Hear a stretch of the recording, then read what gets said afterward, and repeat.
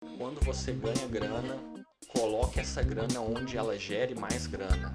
Quando a bolada veio, eu já estava preparado para matar no peito, driblar o goleiro e meter o gol, entendeu? Já que você não jogava bola bem, pelo menos você consegue fazer uma analogia bem pros Tipo negócios. Eu nunca fui instintivamente um empresário de um negócio só. Eu nunca me apaixonei por um negócio. Hoje eu vejo claramente que eu gosto é do game.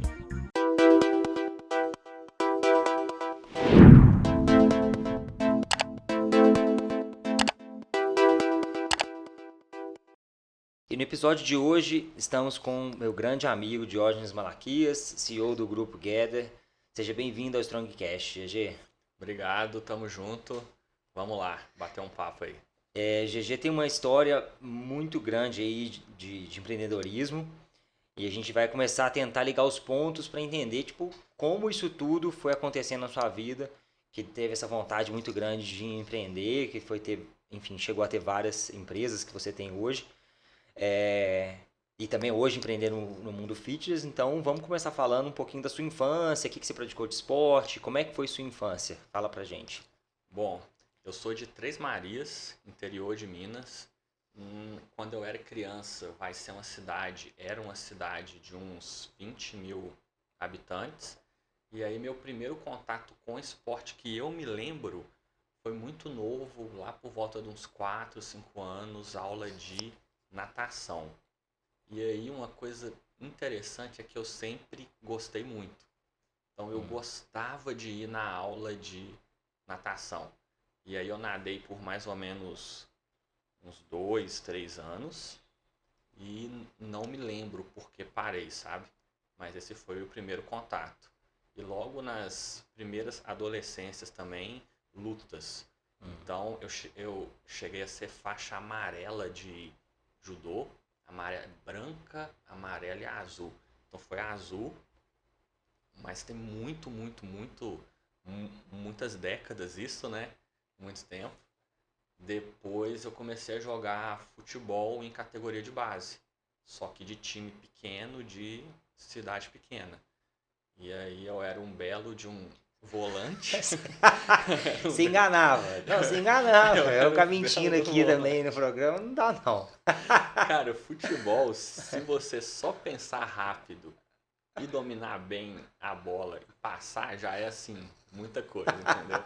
Era um belo de um volante. E aí eu devo ter jogado futebol até uns 14 anos, mais ou menos. Quando eu mudei... Aquela posição é jogava de teimoso. Cara, pior que não. Tô brincando. Pior que não.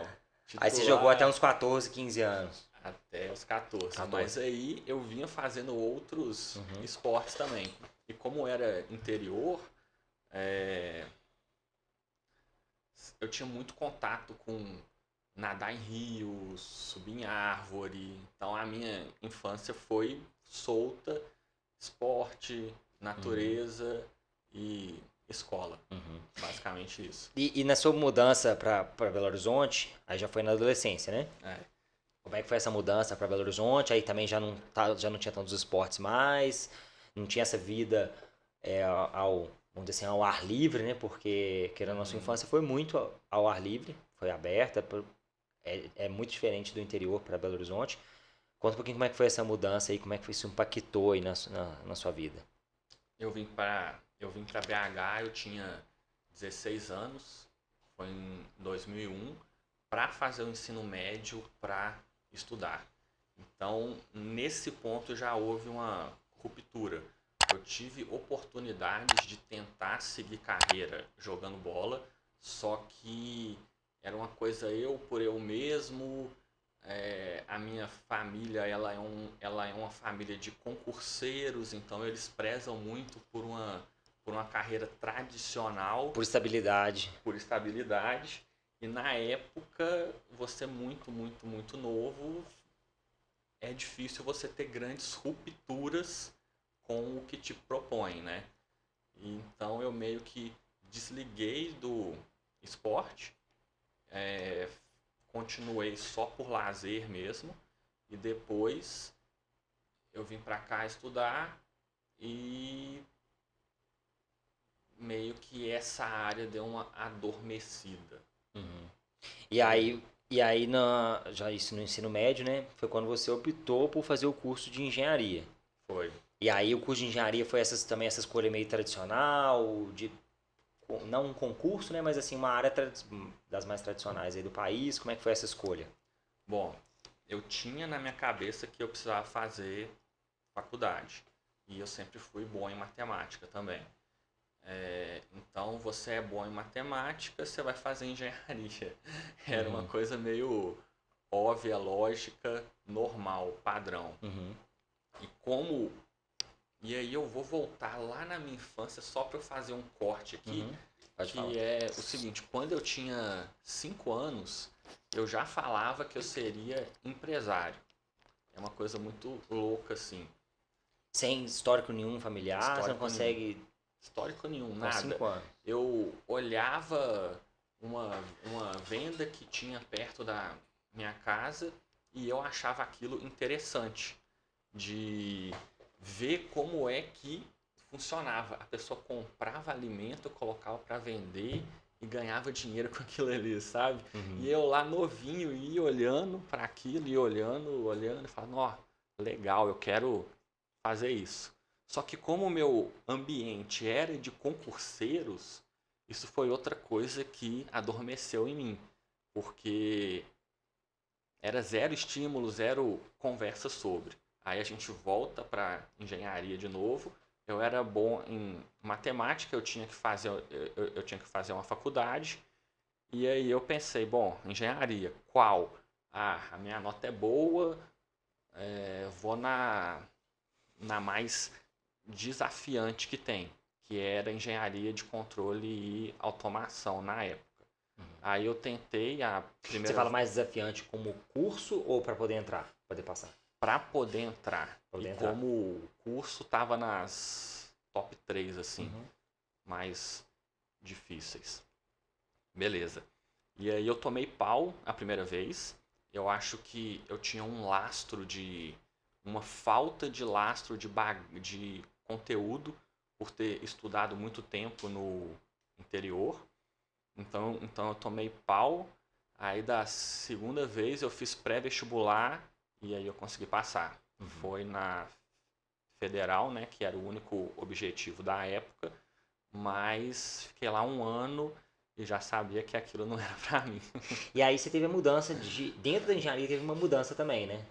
Tive. Que a engenharia ela tem cargos, vamos chamar assim de cargos técnicos, então tipo engenharia civil é um cargo muito técnico. Você construir um prédio, você precisa de um engenheiro civil assinar a obra. Mas tem outras engenharias, que é um caso de engenharia de produção, também que é um pouco mais um cargo tipo, administrativo, vamos chamar assim. Como é que foi essa mudança, essa percepção? Pô, não quero continuar aqui na outra automação, quero mudar. O que fez ter esse gatilho aí? Então, Pedro, no primeiro período lá, eu tive contato com física, matemática e química e programação. Gostei. Eu continuei o que eu já estudava antes, o que eu já achava bom e acrescentou programação. Para mim foi ok. Só que no segundo semestre já começou umas matérias muito técnicas. Controle de não sei o que. Eu nem lembro mais assim direito o nome delas, mas elas eram muito técnicas e eu me sentia muito infeliz fazendo aquelas matérias muito técnicas. E aí eu fui pensando, até que um dia cheguei em casa e falei, vou largar. Aí a galera ficou toda assim, o que é isso? Você tá doido, etc Vou e largar a tal. engenharia. Vou largar controle de automação. Então, até então era assim, não é largar a faculdade, mas mudar de curso. Isso, mudar de curso. E todo mundo ficou meio assim, porque era uma coisa que dava um status, que dava um glamour, etc. Mas pra mim era muito ruim, era quase que doído fazer aquelas matérias extremamente técnicas. Então, no primeiro semestre do ano seguinte, que já era meu terceiro período na universidade, eu já peguei uma grade de matérias que eu já poderia usar no próximo curso, que eu tinha escolhido engenharia de produção. Então eu já comecei esse ciclo para trocar, né? Beleza. Aí no segundo semestre eu voltei para o pré-vestibular, fazia pré-vestibular de manhã, faculdade à tarde e um pouco à noite também. Tentando ainda aproveitar que eu estava matriculado e aí eu já puxei matérias do outro curso para já adiantar a minha vida. E acabou que deu bom.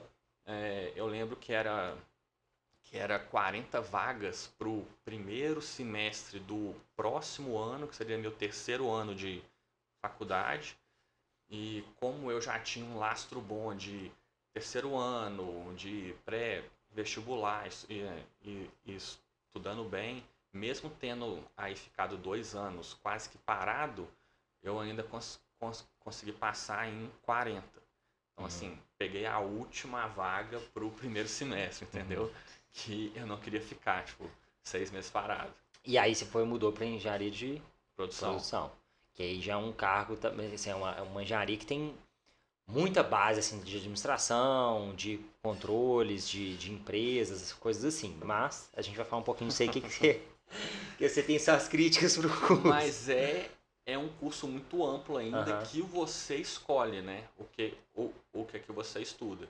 Então, eu lembro que durante a minha jornada no curso, eu fiz muita matéria na administração, na economia e, por incrível que pareça, na contabilidade também.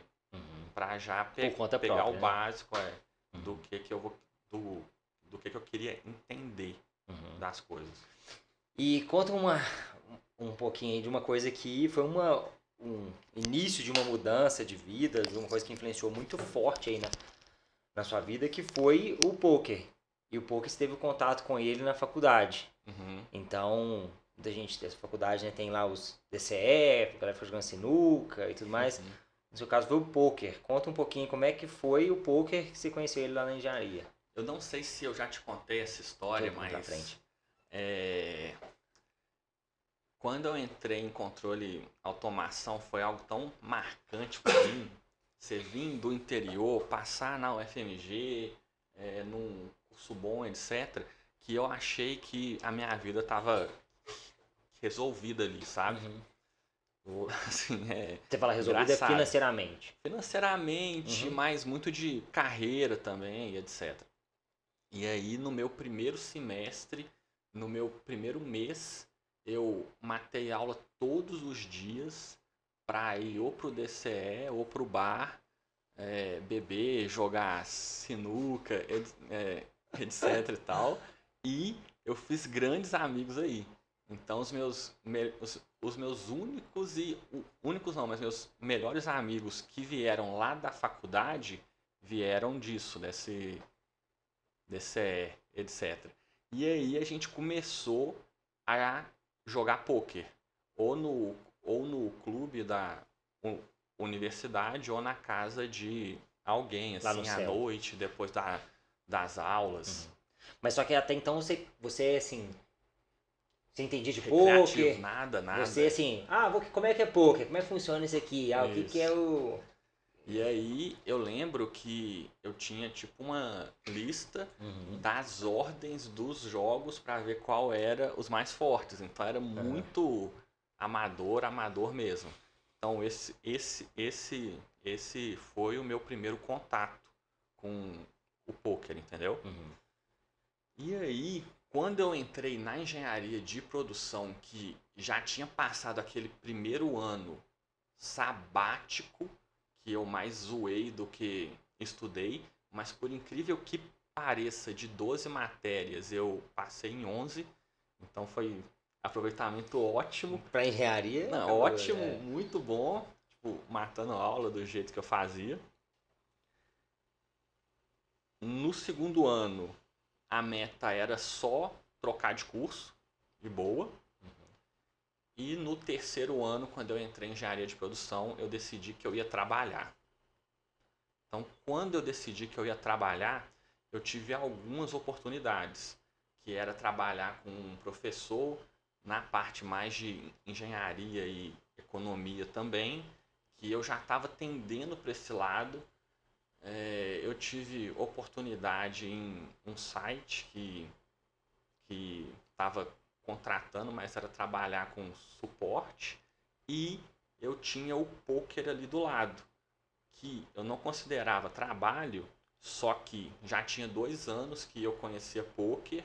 Nesse meio tempo, a gente achou os sites que tinham conteúdos de poker estratégicos, e eu e essa minha turma lá da Controle Automação, a gente começou a ler bastante sites que passavam conteúdo técnico estratégico sobre poker. E aí, é, existiam existia a PokerStrategy.com, que é um site que te dá dinheiro para você jogar poker online, e, e eles ganham lá de um jeito que eu não vou aprofundar aqui porque não é muito tema, mas eu entrei nesse site, cadastrei, peguei lá $50 que eles davam e perdi tudo. Só que aí aquela coisa, né? Eu tinha 20 anos mais ou menos, imaturo e tal, algo que eu não faria hoje outra vez, mas eu comecei a fazer contas em nome de mãe, vô, vó, amigo. Vai pegando Pegava 50 dólares. 50 e perdia, pegava 50 e perdia, pegava 50 e perdia, pegava 50 e perdia. Até que um dia esses 50 viraram 770.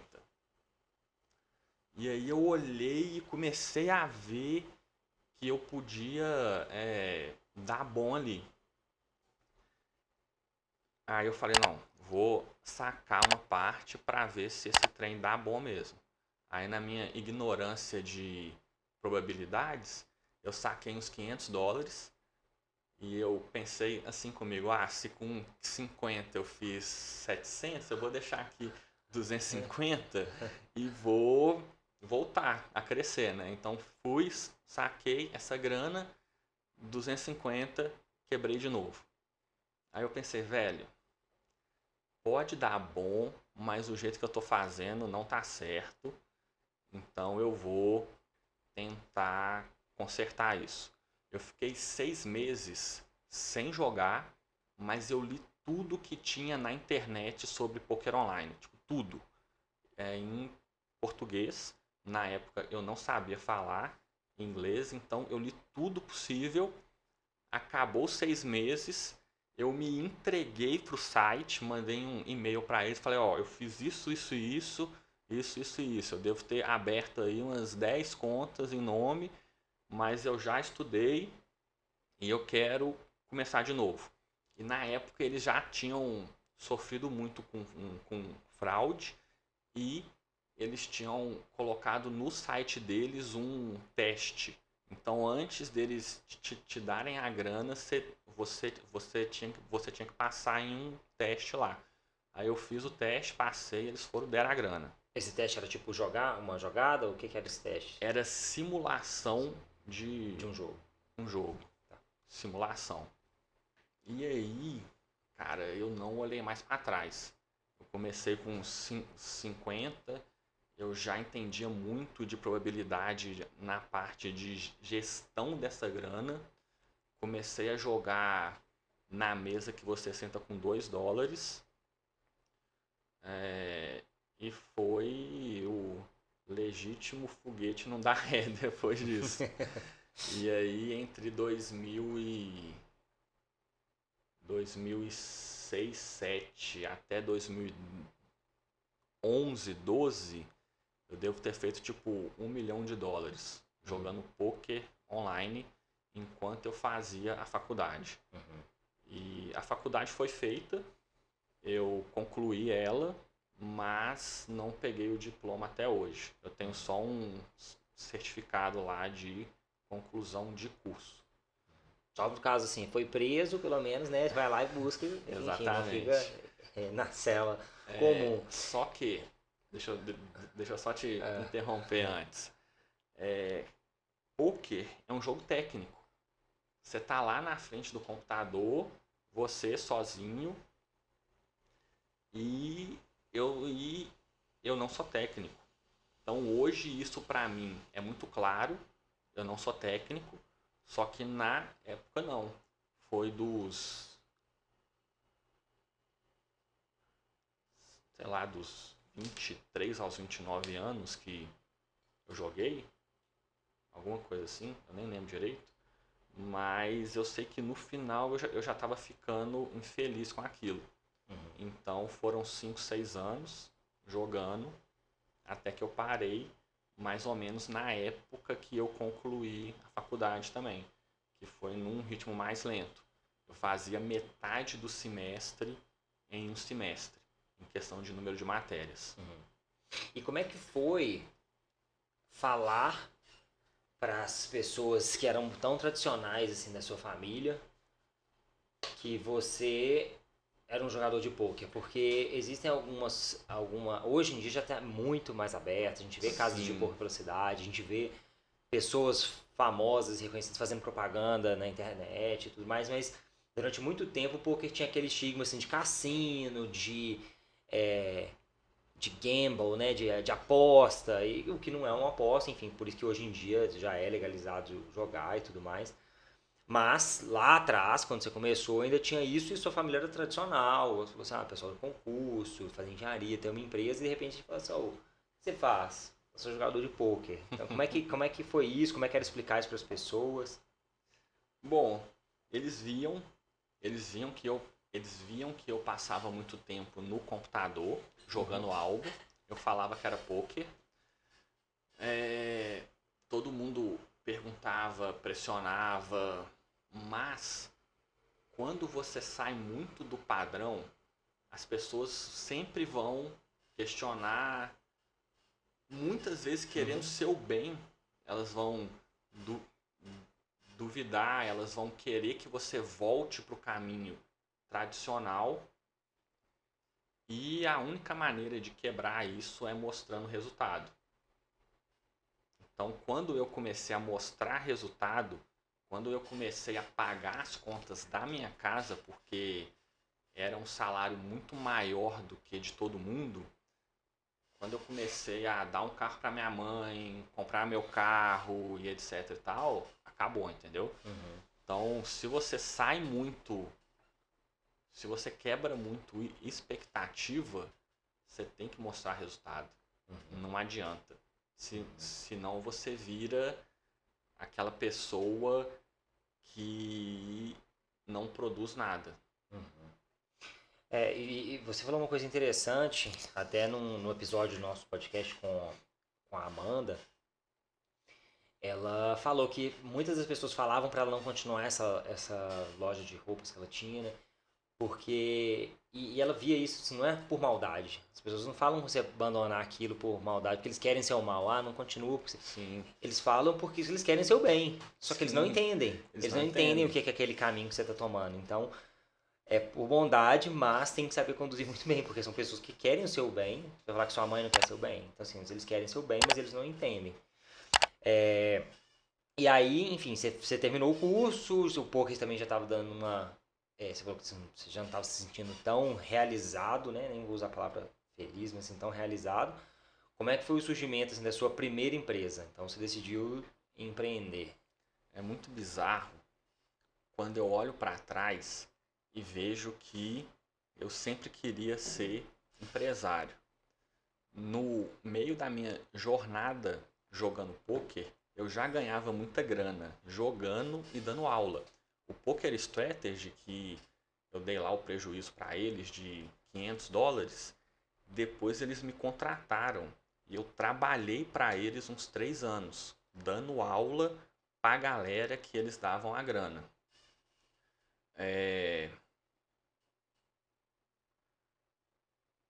E mesmo nesse mesmo no ápice da minha carreira, ganhando muito dinheiro jogando e dando aula, eu procurava empreender. Então eu criava site de poker, criava blog de poker, criava escola de poker, criava várias coisas.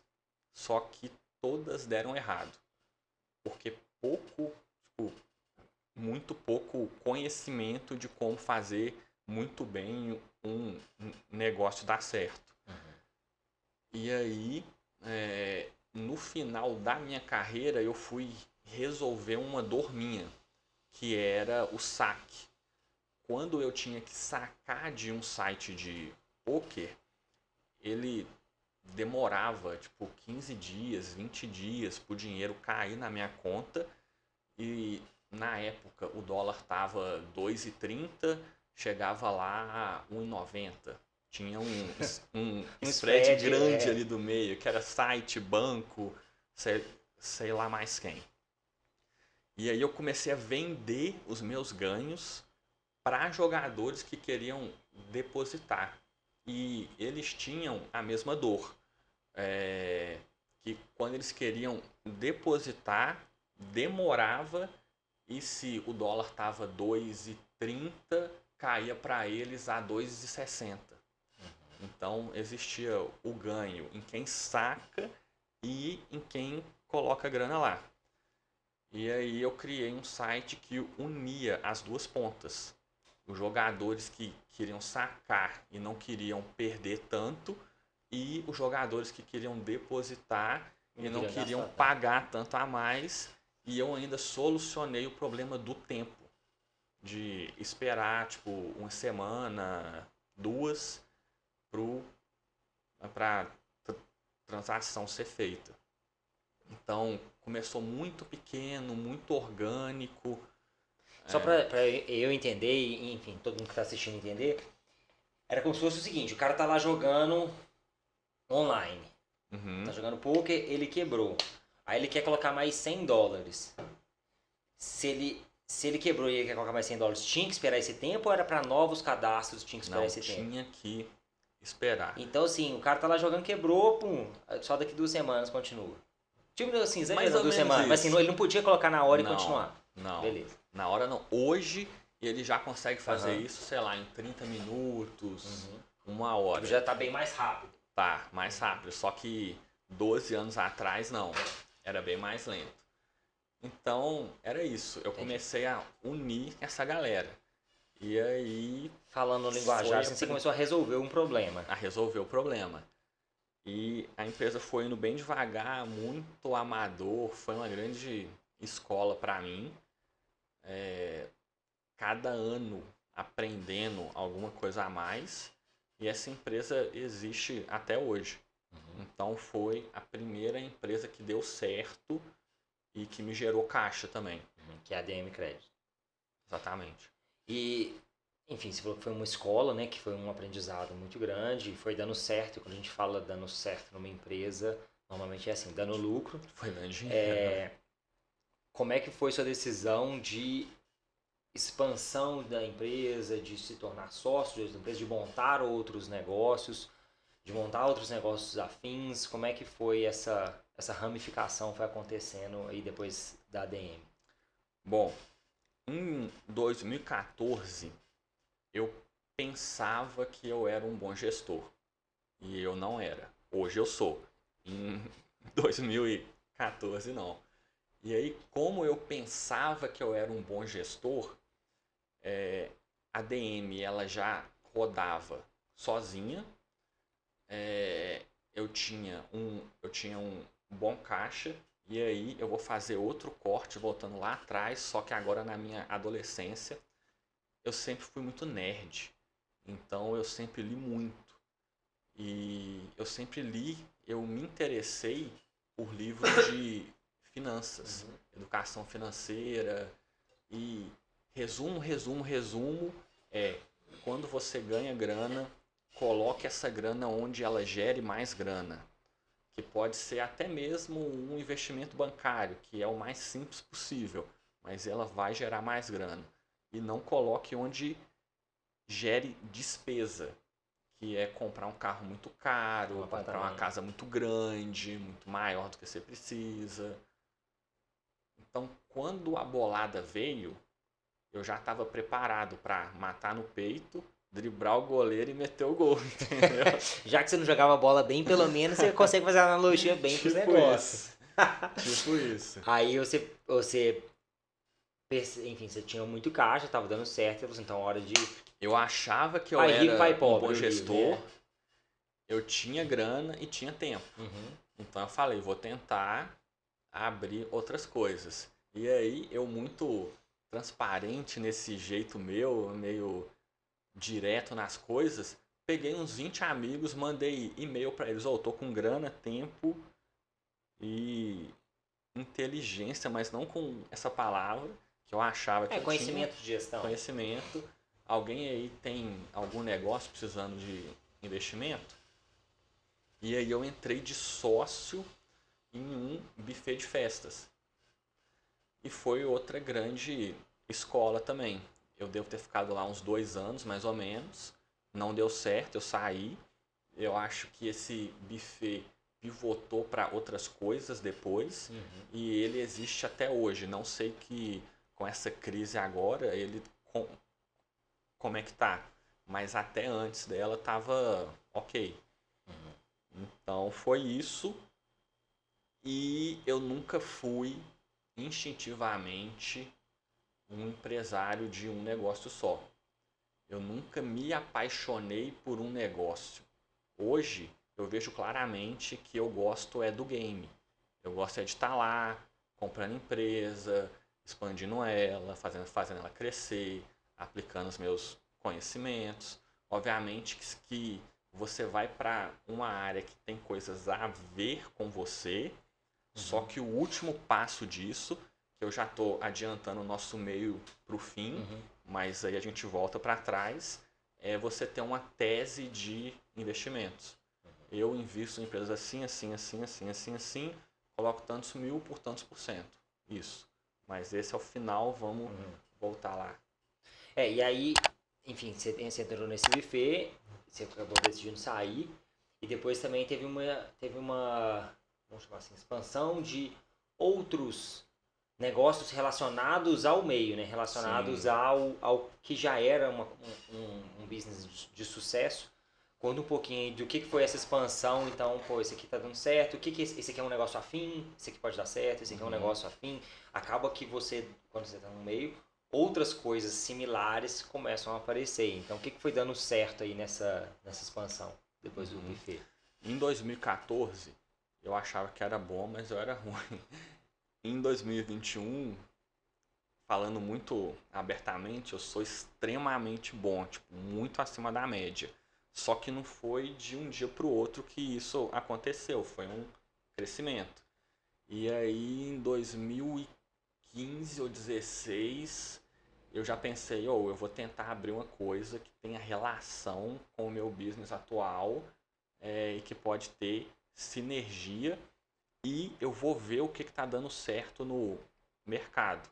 E aí o que eu pensei foi, existe um time de poker que ele já existe há 7 anos e eu conheço os donos e eles estão bem. Então isso tudo indica que isso dá muito dinheiro. Beleza. O que é um time de poker? É você pegar uma pessoa, mais ou menos o que a Poker Strategy fez comigo lá no início. Você pega uma pessoa, você dá dinheiro para ela, você dá conhecimento técnico para ela e divide parte dos lucros com ela. Então, eu chamei um colega que durante muito tempo ele foi o melhor jogador de pôquer do Brasil. O nome dele é Yuri. E aí a gente fundou o time da Forra, que era um time de jogadores de pôquer com essa proposta específica. Cada um colocou uma grana e a gente chegou a ter 100 jogadores ao mesmo tempo e deve ter passado pelo time mais ou menos 2.000 jogadores ao longo de uns 4 anos mais ou menos que esse time existiu. E ele foi muito bom, que ele ajudou muito a DM Créditos, gerando estoque para ela vender. E aí eu consegui uma quantidade de estoque grande, eu tinha muita oferta de estoque, eu podia pagar menos para o resto do mercado no estoque que eu queria comprar. Não é estoque, mas na oferta de fichas para os depositantes comprarem. E foi bom, foi um ganha-ganha dos dois lados. Mas aí depois de 4 anos, já tinha uns 8 anos que eu tinha parado de jogar, e poker evolui muito rápido. Então hoje eu sou um jogador mediano para ruim, e em 2010 eu era muito bom, porque o jogo já mudou muito e eu não estudei. Quando eu digo mediano para ruim, é num ambiente de alta performance. Sou tipo jogador de futebol com 40 anos, que ele faz o básico ali e não mais corre para todo lado. E o Yuri estava tendo muito sucesso na carreira dele, que mesmo a empresa dando muito resultado, não fazia sentido ele continuar ali. Então a gente fechou essa empresa. Então essa foi a segunda empresa que também me gerou um bom caixa. Você falou que vocês decidiram encerrar a empresa, e aí, enfim, vou falar aqui, avançar um pouquinho a conversa, mas a gente pode entrar em detalhes, qualquer coisa. Que é sobre a decisão de encerrar uma empresa, né? Então, quando não insistir, a gente vai falar um pouquinho também da sua entrada. Vocês vão fazer um sistema de gestão de academias, vou fazer, quero agora empreender no ramo que eu gosto muito, que é de venda de carro, e aí decide o que não está seguindo, não está dando certo. O certo também para algumas empresas depende do tempo de maturação. Às vezes, a Uber, ela está dando lucro, está dando certo, o que quer dar certo, o que não dá. Então, assim, quando decidir encerrar uma empresa, e como foi o seu processo de decisão que você tomou para decidir encerrar essas empresas aí ao longo do caminho? Eu acho que tem muitos casos, eu vou tentar falar do que eu já vivi. Imagina hoje, a gente é sócio aqui no Strong Blocks. Você é o líder técnico. Eu não consigo fazer o que você faz. Então, imagina que você começa a ganhar 500 mil reais por mês dando personal trainer. É só um exemplo. Que não, aí a sua hora é 10 mil. Aí você vira e fala, cara, GG, aqui tá acontecendo isso. Pra mim não faz o menor sentido gastar 20 horas por semana para ganhar só 100. Prefiro dar aula ganhando os 500. Então foi isso que houve lá no time da Forra. Tecnicamente eu falaria que isso se chama custo de oportunidade. O tempo para fazer aquele negócio dar certo não estava mais valendo a pena, ou o resultado dele frente às outras oportunidades.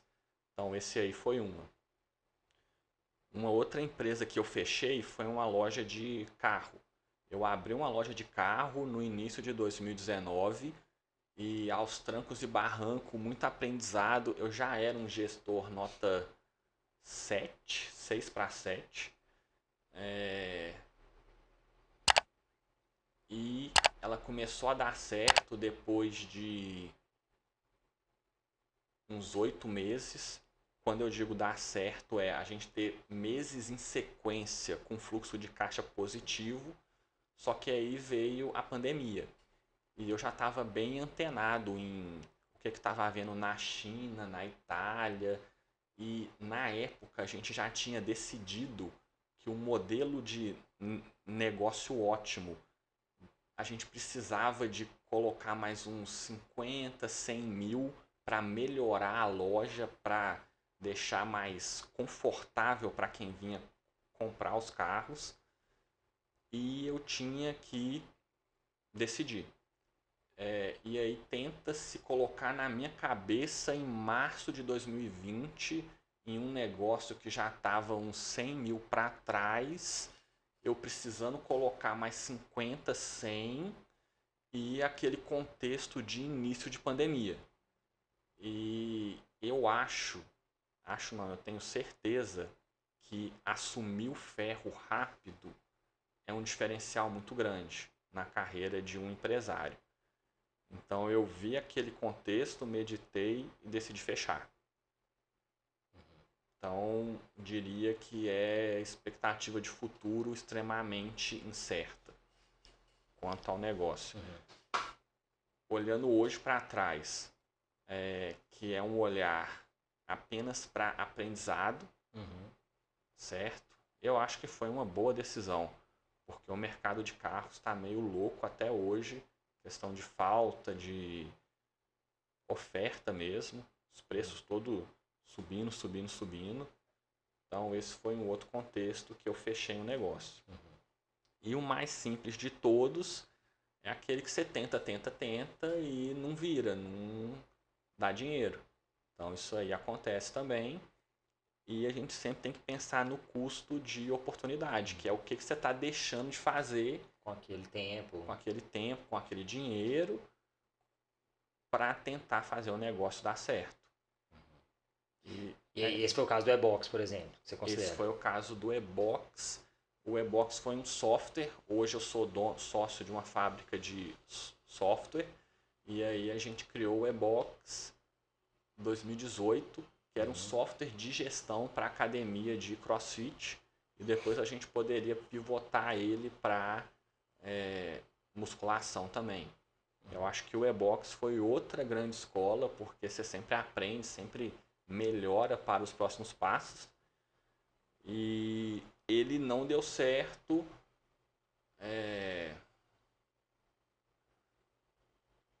porque a gente não conseguiu entender o que o nosso cliente queria. Vamos colocar assim, até pensando lá na DM lá atrás, a DM ela ela surgiu... Papum, resolveu o problema. Resolvendo um problema. Então o cliente, as pessoas tinham uma dor, eles falaram assim, qual que é a dor? Tempo, espera, perda de dinheiro, né, do spread, enfim, vou resolver esse problema, vou resolver essa dor. E aí você acha que uma coisa muito grande que você não conseguiu fazer foi, às vezes, entender a dor. Então assim, eu estou fazendo isso, mas eu não estou resolvendo a dor. Então, tem outras empresas que já existem no mercado que fazem gestão de academia, né? Auxiliam nessa gestão aí online, né? Na parte de software das academias. O que eu quero fazer diferente? O que as empresas não estão satisfeitas com ela? Você acha que foi não entender a dor? Você acha que foi precificação? Você acha que foi um mercado que, enfim, já é um mercado difícil de monetizar? O que você acha aí como um principal fator assim de não conseguir entregar o produto? O que eu aprendi que é metodologia de desenvolvimento de startup, e eu aprendi com o e-box. Você faz o mínimo possível para colocar ele para venda. A partir daí, todo o resto do desenvolvimento, das novas ferramentas, das melhorias, ela tem que vir a partir da cabeça do seu cliente. Da demanda. Isso. Conversando com ele e entendendo, e eu acho que nem é entendendo o que ele verbaliza, mas entendendo o que ele precisa, que muitas vezes ele nem consegue falar. Sim. O que ele precisa, entendeu? Sim. É bem difícil isso. Eu estou até relacionando isso aqui com o fato de eu conversar com um aluno, que uma vez o aluno reclamando do treino, eu fui conversando, aí na conversa ele não estava reclamando do treino, só que ele também não sabia disso, ele estava reclamando do professor. Então assim, ele achava que era o treino, mas era uma outra coisa. Então assim, às vezes não é nem o que ele fala, mas o que você consegue pegar. E isso é uma técnica muito abstrata, né? E aí para quem é um engenheiro, um matemático, jogador de pôquer, você pegar essas coisas abstratas é quase que usar um outro lado do seu cérebro que você usa pouco. Então eu falei ali, eu não consegui entender além das palavras do meu cliente o que ele precisava. E eu fui muito literal no que o meu cliente falava. E ele sempre queria mais funcionalidades. Acaba que foi um software que virou um monstro. Ele tinha muita funcionalidade para gerir box. Tipo, a gente tinha um mapinha que mostrava com um pininho azul onde cada aluno morava na cidade lá ou na re- região, para o dono do box poder visualizar de onde que está vindo os clientes dele mesmo. Ok, beleza, isso aí é legal. Ele quis, alguns donos gostaram, mas eles realmente precisam disso? No fim do dia, eu tinha um monstro que fazia várias coisas, mas a galera só queria receber a grana e controlar check-in e que não desse pau. Ponto final. Entendeu? Entendi. Só que aí foram 2 anos para entender isso e chegou num momento que o custo de oportunidade dele já estava grande também. E a gente já tinha dado errado em umas 10, 20 academias. Então o nome também não estava bom, porque quando você põe funcionalidade demais, você aumenta muito o risco de dar pau. Mesmo você resolvendo rápido, o risco é maior. E aí você tem que ter uma equipe também para resolver esses pepinos gigantescos. Sim, também. e isso é comum, não era porque o software era ruim. Pensa o Windows, o tanto de pau que dá, porque ele é um software muito, muito complexo. Então, o meu cliente queria coisa muito simples. Eu acho que assim, a principal. É isso que você falou, você tomar a decisão rápida. Esse caso, por exemplo, demorou 2 anos. Aí você pensa assim, teve um custo de dinheiro envolvido, mas também teve um aprendizado muito grande envolvido também. Então chega uma hora que você tem que assim, será que o vão que eu tô passando aqui, de prejuízo, etc., ele vai compensar depois da subida? E aí você tomar essa decisão, né? Assim, pô, esse vão aqui não vai compensar a subida depois. Então, De tem grana, a gente perdeu 250 mil. E de tempo trabalhado de equipe sem receber dinheiro, aí eu nem faço conta, entendeu? Foi tipo, mas valeu muito a pena. Sim. Porque eu entendi muito bem, tanto de psicologia, que eu tenho que ir além do que o cliente verbaliza, quanto de desenvolvimento de software. E vamos falar agora um pouquinho também de, enfim, veio a pandemia, e a pandemia, ela também, você foi fazendo expansão, né, de outras para outros negócios, e aí veio também a expansão para entrada no mundo fitness, que tem a ver com você, lá na sua infância, ter feito muito esporte, que tem a ver com você gostar de atividade física, que tem a ver com você praticar crossfit. Você olha pra mim, você vê que eu sou alto, forte, grandão. Assim, um atleta, assim, bate o olho assim, na hora, assim. Então, assim, lógico que quando a gente fala de negócio, tem um negócio ali que ele dá dinheiro. Quero ser sócio dele, mas você tem que ter identificação também. Então, você tem que ter identificação com o negócio. De alguma forma, que às vezes até é inconsciente. Mas, enfim, remeteu a você gostar muito de esporte, praticar esporte até hoje, sempre jogou, antes da pandemia fechar tudo, né? Mas assim, sempre jogou futebol vários dias na semana, fazia crossfit, corria, nadou, já quase ficou preso lá no meio da represa de Furnas. Essa aí é uma história boa. Conta um pouquinho também como é que foi essa decisão no meio da pandemia de expansão de negócios, de se tornar sócio do mundo fitness. E aí a gente volta nessa história lá de Três Marias. De Três Marias. Então, eu sempre tô com o radar aberto, né? Ligado para aquisição de novas empresas. E falando da nossa sociedade, tanto no Strong Blocks quanto na planilha, na Proven, cara, o primeiro item que você olha para analisar, para comprar o negócio, é o gestor. Então é aquilo que eu te falei em outras áreas. Eu te compro muito fácil, entendeu? Não, tinha que ter o agradecimento aqui. Eu te compro fácil, porque eu te conheço, sei o tanto que você trabalha, sei as suas metodologias, E a gente é amigo, então foi uma decisão fácil. Quando houve a oportunidade, a partir de uma brincadeira, o que eu tive certeza foi, independente de como o negócio tá, mesmo com a crise bem no meio dela, é meio doido, né? Você entrar de sócio numa academia física no meio de um contexto de coronavírus.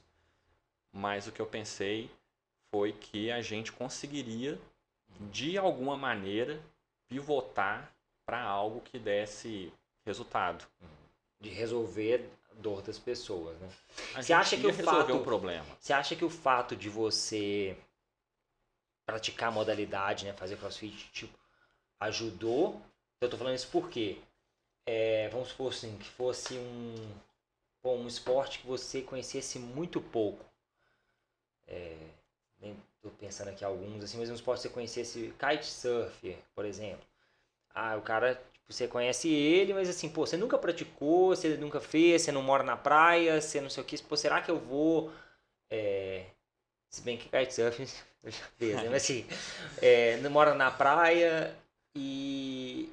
Eu entendi. Entendeu? Se o Pedro morasse em Fortaleza e tivesse uma escola de kitesurf lá. Tipo, o fato de você praticar ajudou. Ajudou, com certeza. Com Você certeza. compra a modalidade, você acredita na modalidade porque você pratica. Acredito, com certeza. E por eu acreditar, por eu estar vivendo ela, me deixou bem mais confortável para fazer o investimento. Bem mais confortável, com certeza.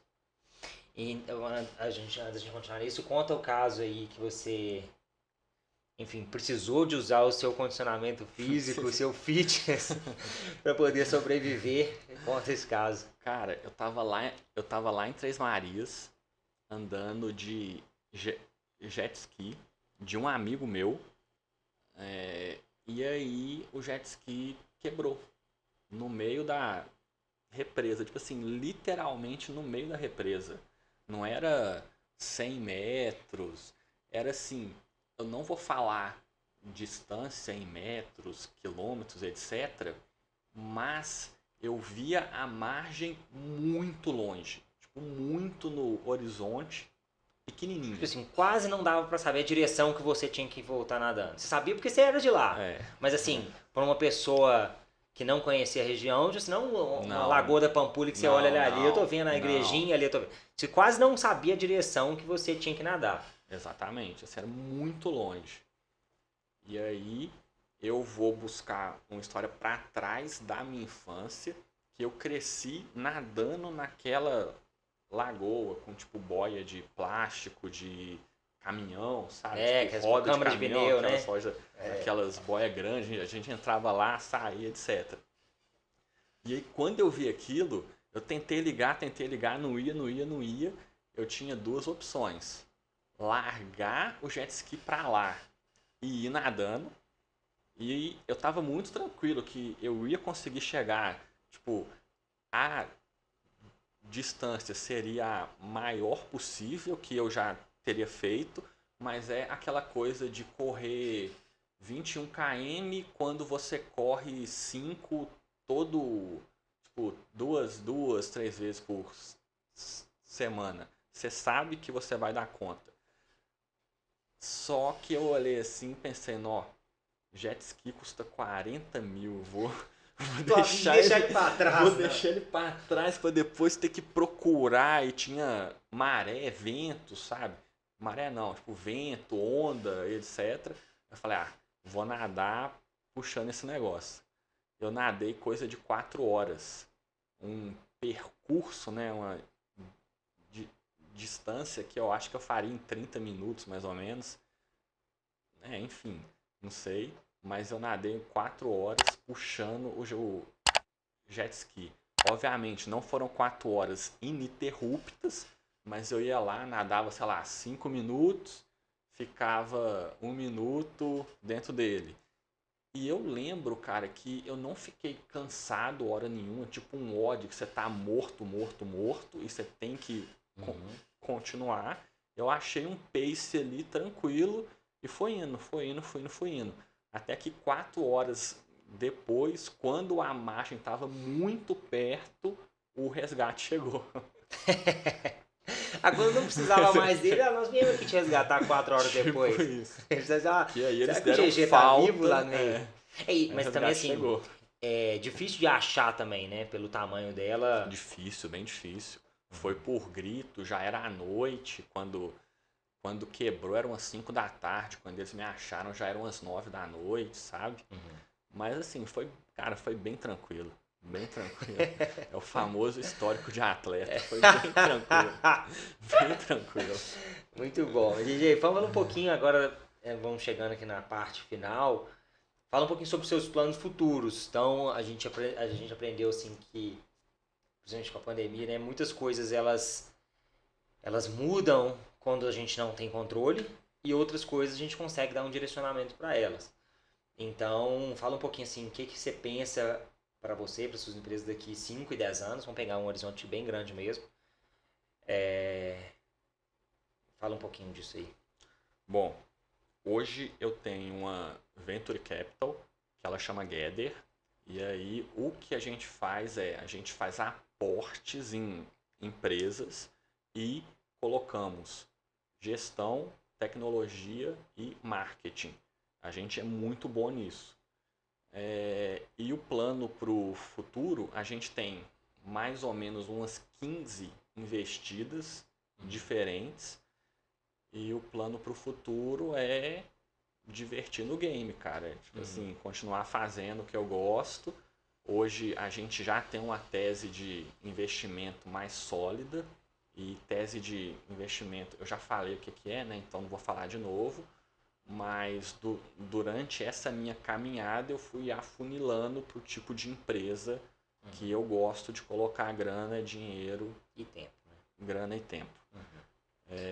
E aí, em geral, são empresas online de fácil replicação, fácil escalabilidade, como a nossa planilha de treino. Excelente. E para a gente encerrar, fala que a gente acredita muito, né, que o desenvolvimento pessoal ele antecede o desenvolvimento profissional. Você falou da licença, você lia muito, e o fato de você ter se tornado um gestor que você é hoje, você teve que estudar, ler sobre outras coisas. Enfim, indique aí para as pessoas o que você acha que para elas seria muito interessante nesse desenvolvimento pessoal e que ajudaria também elas no desenvolvimento profissional delas, independente da área. Eu vou falar de 2 livros, ao invés de um. Porque eu não posso deixar de falar do Pai Rico, Pai Pobre. Sim. Porque ele fez muita diferença para mim, de me deixar preparado para eu não ter aquela jornada de ganha muito dinheiro, quebra, tem que começar de novo, etc. Então ele facilitou muito minha vida. E o segundo livro que eu li recentemente, que eu tenho gostado muito dele, chama Red, de pronto, Fire, de atirar, e Aim, de armar. Então prepare-se, atire e arme. Ele inverte a ordem de preparar, armar e atirar. E ele fala de metodologia de gestão de negócios. Ele divide empresas em 4 estágios de faturamento: 0 a 1 milhão por ano, 1 milhão a 10 milhões, 10 milhões a 100 milhões e mais de 100 milhões por ano. E ele mostra o quanto que os problemas são comuns a várias empresas de vários setores a partir do nível de faturamento. E é bem legal. Achei bem interessante. Excelentes indicações. GG, as pessoas podem acompanhar hoje, você também tem colocado conteúdo sobre gestão, sobre marketing, sobre tecnologia. Fala um pouquinho onde é que as pessoas podem te acompanhar. Enfim, se tiver mais de uma rede social, pode falar. E fala aí onde é que as pessoas te encontram. Bom, há uns 6 meses eu comecei a minha carreira nova, né, de blogueiro lá no Instagram. E aí eu faço lá piada, que eu sou bom de piada. Muito. Além disso... Pose de modelo também faz muito pose de bonito, modelo. coloco lá meus snatches com 85 quilos, que é uma boa marca para um amador. E além disso, eu falo muito sobre as estratégias dos meus negócios. E eu gosto de falar que eu não ganho dinheiro ensinando as pessoas a ganhar dinheiro. Eu não vendo nada. Eu só conto o que eu faço lá nas minhas empresas. E aí o Instagram é Diógenes.Malaquias. Excelente, excelente. GG, obrigado pela sua participação, obrigado pelo seu tempo. Desejo muito sucesso nos seus planos futuros. Esse sucesso que inclua... Pra gente também, né? Pra gente. E obrigado pela sua participação. E valeu, até a próxima. Valeu, até mais.